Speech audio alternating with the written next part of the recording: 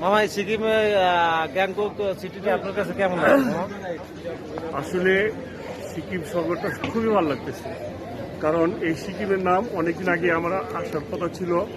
আরও হয়তো 20-30 বছরে 1990-91তে আমি আসছিলাম দার্জিলিং এসে তখন সিকিমের ব্যাপারটা আমার ধারণা ছিল না, কিন্তু সিকিম আসলাম, এসে দেখলাম আসলে সত্যি একটা সুন্দর শহর।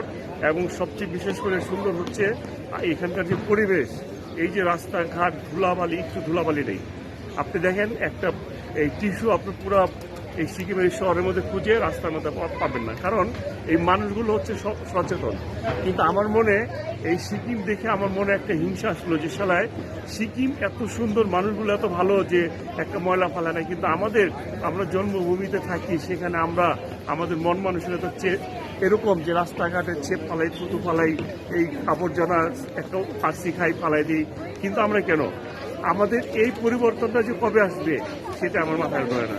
তাই আমি সিকিমের প্রতিটা মানুষকে আমি ধন্যবাদ জানাই যে ওরা ভালো, এবং আশা করি আমাদের বাংলাদেশে আমার জন্মভূমির মানুষগুলো যেমন এরকম সচেতন হয়, আমরা যেন ভালোভাবে থাকি এবং ভালোবাসি। ধন্যবাদ। ধন্যবাদ মামা আবুল কাশেম রনি, গ্যাংটক, সিকিম থেকে। ওকে।